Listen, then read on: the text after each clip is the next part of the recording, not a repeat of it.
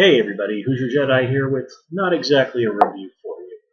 I'm actually getting ready to leave for moving to Japan tomorrow, so I don't really have a whole lot of time left, but I wanted to put a few thoughts out there about Rogue One before I left. So this will be my last video stateside. I don't know exactly how long it's going to take me to get up and running in Japan. I'm thinking at least 2 weeks. But anyway, let's just kind of get right into things. So first of all, I had to wear this for this one. All in all, I really, before this movie was coming out, I really tried very hard to avoid any kind of information about this. I wanted to go in as completely cold as I could. The one exception to that was really that I did read Catalyst, the sort of prequel novel to Rogue One, which really does a job of fleshing out Orson Carrick's background and the background of Jin's parents. And as usual, I'm going to do some stuff that's just very general, and then at the end, I'm going to talk a little bit about some spoilers. And the novel's actually pretty good. It's really does help you understand, particularly Orson, quite a bit more. He's really just basically an engineer who's not bad at playing politics, but not as good as he thinks he is. And that is very much reflected in what we see in Rogue One. And I also really liked Galen in the novel as well as in the movie, played by Mads Mikkelsen, who was recently, of course, the bad guy over in Doctor Strange. It's been a very good year for him. And all in all, going into this movie, I had a feeling that it was going to be good, but this is Star Wars under Disney is still a new thing for a lot of people. And while I overall had a general positive feeling towards The Force Awakens, I also thought that film had some very serious flaws. And all in all, Rogue One, while not without its flaws, is a good movie. I really did enjoy it. Got a really great cast. The special effects are fantastic, and it shows that Disney is willing to take some chances. A lot of people were surprised that this movie is rather dark at times, and people thought that this was going to be very, well, to put it bluntly, very Mickey Mouse under Disney. But here, the movie has shown that Disney is willing to let Star Wars sometimes go in a little bit of the darker direction we sometimes saw in the film, particularly like example in Empire Strikes Back or Attack of the Clones. And I also like that this is basically kind of like a heist movie in Star Wars. Now, of course, not the first time they've done something like this in Star Wars, but that's more things for like the novels and whatnot. I think there was even some stuff on the Clone Wars where they did things like this. But sort of seeing it here was really, really good. And other people have actually compared this movie to The Guns of Navarone, which is not a movie I'm super familiar with, but I think I kind of get the idea of what they're going with there. And all in all, I mean, it has a really great cast. There's really good music. The special effects are awesome. There's lots of Easter eggs for the longtime Star Wars fans, and there's enough stuff going on that if somebody is not really into Star Wars, they can go into this movie, they can watch it, and come out of it having had a pretty darn good time. My only real problem with this is that I don't think it's really had enough time to settle in my mind. Like I'm still trying to remember some of the characters' names, like the mercenary guy that was hanging out with Chiwu, the kung fu dude. Now I'm sure like somebody in the comments can tell me, but it's just the guy's name didn't really settle into my mind. And of course, that's one thing that really bugs me is if I can't remember everybody's name. Now, granted, there are a lot of people here, but still, that to me is always kind of a glaring flaw. If I can't remember this character's name, even if I like the character, even if I like the actor, even if they're prominent, that to me is kind of a problem.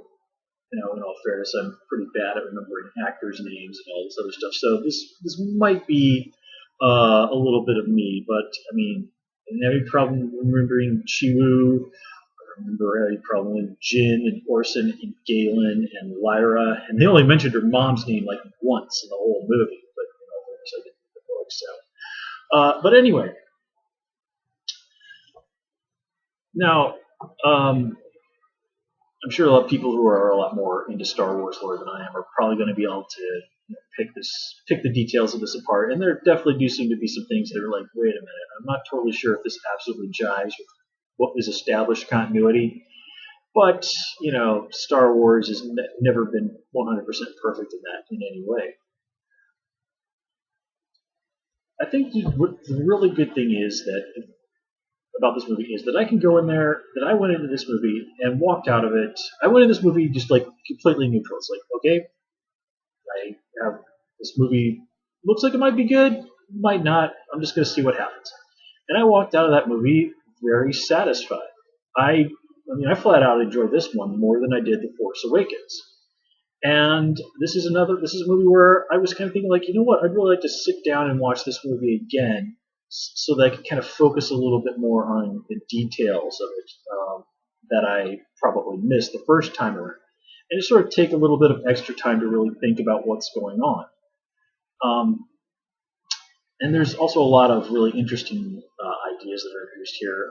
I don't think they ever explicitly mention it, but like Chiwu and the mercenary guy's religion thing is called the Church of the Force. And there's a little bit of information floating around out there about it, and this to me sounds like it's absolutely fascinating. And it's something I've personally thought about. Long before the movie came out, I was like, well, what about non-Force sensitives who were interested in the Force or might be worshiping the Force? And here it looks like they're playing around with that a little bit. And also the way that the May the Force be with you has been continually developed as a real thing that the rebels do say to each other as kind of a way of honoring the Jedi. That works. That really does work for me, and I think it's really cool. And I also want to say that I do like that this is another example that Star Wars seems to be genuinely committed to being more ethnically diverse. We've got Saw Gerrera, played by Forrest Whitaker. Got another Hispanic fellow as one of the main characters. We've got two Asian guys here who are no doubt also there to help bring in that sweet, sweet, sweet Chinese money. Of course, we've got female lead.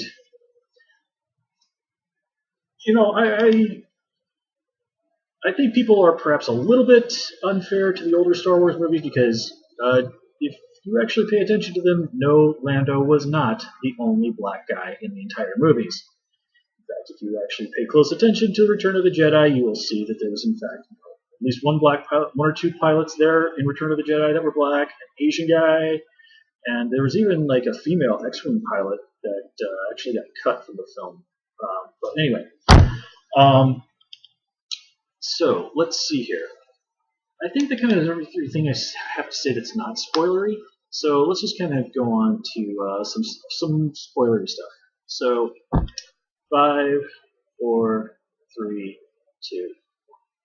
So first of all, there were some really nice nods to Star Wars Rebels in this movie. I think the most prominent one was they actually got the guy that did the voice of Tarkin on Clone Wars and on Rebels to come in and do the voice of Tarkin. That was really great. I missed this one, these next couple ones, but apparently if you pay attention in the background, you can hear someone referencing General Syndulla, and apparently the people behind the scenes have said, yeah, they're referring to Hera, not her dad. So we know that at least Hera survives until these events. Apparently you can also see Chopper running around the Rebel base on Yavin 4. Completely missed that. I'm really sad I missed that one. The Ghost apparently has a cameo in the attack on Scarif, or however you say that planet's name. And somebody even pointed out that the mercenary guy, whose name I can't remember, actually yells Carabas, which is sort of like Zeb's particular alien curse word. So that was very cool. And of course, Saw Gerrera was introduced to the Star Wars universe on Star Wars Rebels. And from what I've heard, they're actually working on bringing him back. So that's pretty cool there. Let's see, what else? You know, really what sold me on this movie was the ending there, where they kill everybody. All the characters die. And about when they started to get there, when I started like thinking, like, wait a minute, for real, they're really going to kill all these characters? That's when the movie really, really clicked for me. I mean, I've been enjoying myself up until then. I'm like, wow, killing everybody. That's pretty bold. But I liked it. It showed that Disney was willing to take a chance. Now, it wouldn't surprise me if maybe they figured out some sort of backdoor to maybe bring somebody back if they really, really want to. But damned if I can figure it out, because getting killed in all these different ways and then having the area you died in get blown to bits by the Death Star, that's pretty dead. But you never know, right? And let's see what else. Also, a little bit disappointed by what they did with Lyra, Jin's mom. She was a pretty cool character in the novel, and here she's dead within the first couple of minutes, and then she just dies in a really stupid way. It's just like, really, lady, what the hell are you thinking? Are you an idiot? But, que sera, sera, right? Let's see. Anything else? No, honestly, I think that covers really everything I had to say about it. All in all, Rogue One it's a really good movie. It's on its own merits, and it's also a good Star Wars movie. And I really like the fact that this is kind of a sign that Disney is going to go out there and take some real chances and not let Star Wars be Mickey Mouse up, as some people have said. So yeah, let's look forward to more Star Wars, folks. These are good times. So with that said, I'm going to call it here. As always, please comment, rate, subscribe. You can of course join me on Twitter at Hoosier Jedi, and please also follow me on Facebook, on Tumblr at Jedi Reviewer. Until next time, take care and have a good one.